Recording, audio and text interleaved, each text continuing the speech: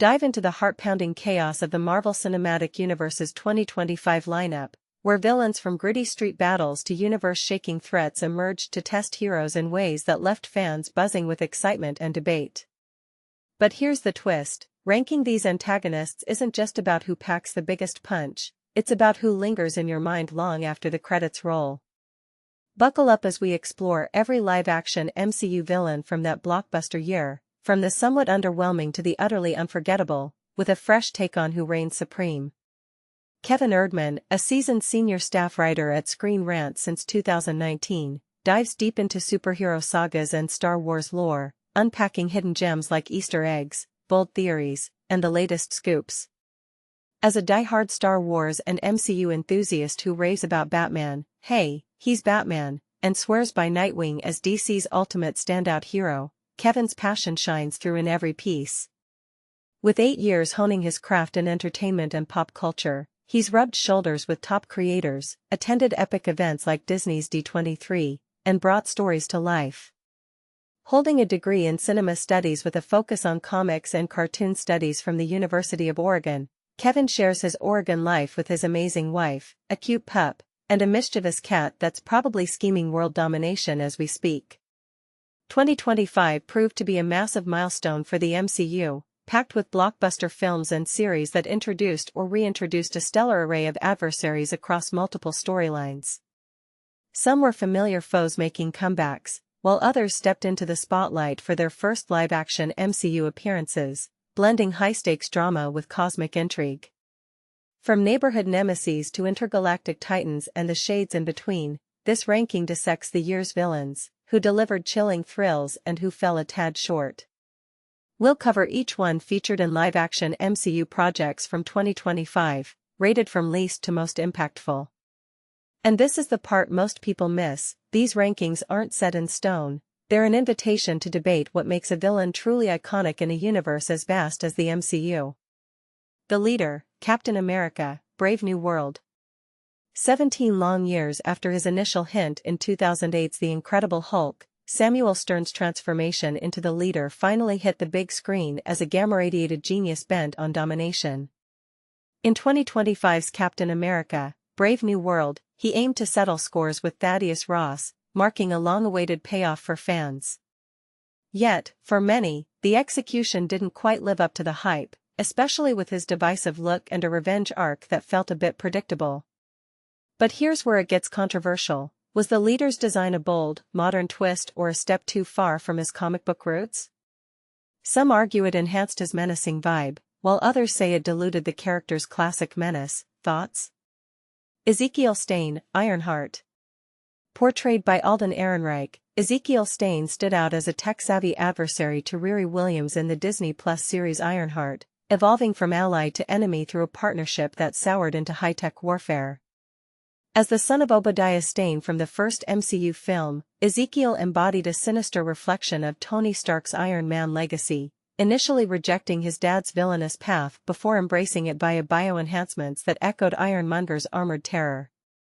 Though he was set up as a compelling force for future stories, his 2025 arc left room for more depth, perhaps exploring how his internal conflict mirrored real-world debates on inherited power and redemption.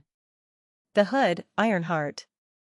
Anthony Ramos brought the Hood to life in 2025's Ironheart, fusing underworld crime with mystical abilities for a fresh take on a street-smart bad guy in his MCU debut.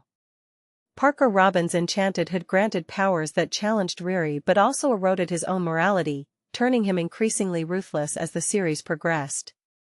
Teased as potentially redeemable without the Hood, the Hood's future hangs in the balance. Will we see him return, or is this a one-and-done that squanders his potential?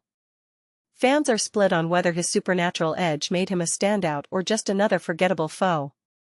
Sidewinder, Captain America, Brave New World. Giancarlo Esposito's Sidewinder led the Serpent Society, a new crime syndicate recruited by the leader to destabilize things in Captain America, Brave New World. As a top-tier mercenary, he clashed fiercely with Sam Wilson's Captain America, injecting pulse-pounding action despite limited screen time. His role elevated the film's fights, but some wished for more backstory. Imagine if his reptilian motif tied into environmental themes, like corporate greed poisoning the world. Mephisto, Ironheart. After building anticipation since 2021's WandaVision, Mephisto made his live-action MCU bow in Ironheart, hinting at a supernatural expansion for the franchise. Played by Sacha Baron Cohen, the Demon Lord bestowed the hood on Parker, sparking massive implications for Riri's arc and beyond, like her own potential descent into darkness. Though his presence was brief, it was electrifying. Controversially, some argue this sets up a darker MCU direction that could alienate fans preferring grounded heroes. What if Mephisto's influence leads to a full-blown supernatural phase, blurring the lines between science and sorcery? Red Hulk, Captain America, Brave New World. President Thaddeus Ross' metamorphosis into the Red Hulk stole the show in Captain America, Brave New World, with Harrison Ford stepping in for the late William Hurt and deepening Ross' transformative journey. This monstrous rampage added emotional weight as Sam fought to save the man inside the beast.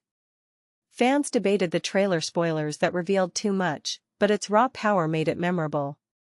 For beginners, think of it as a cautionary tale on unchecked rage, much like real-life stories of power-corrupting leaders. Muse, Daredevil, Born Again.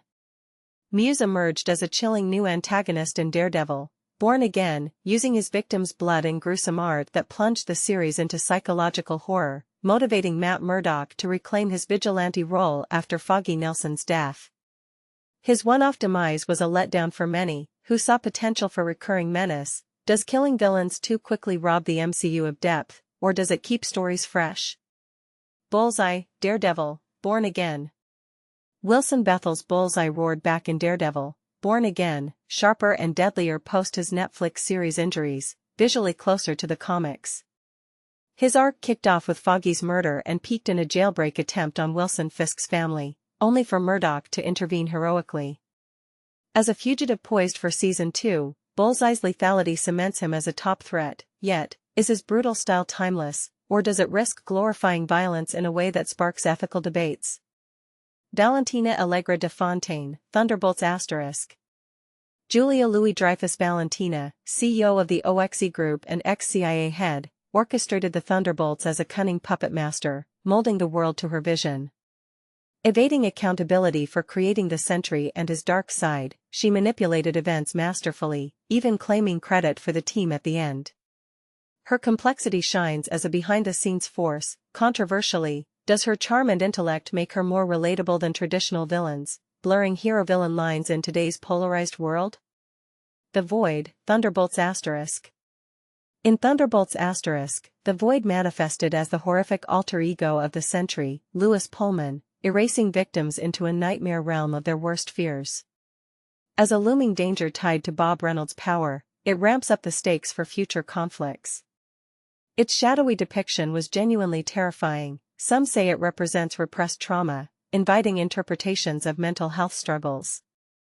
But is this cosmic horror too abstract for MCU audiences expecting clear-cut battles?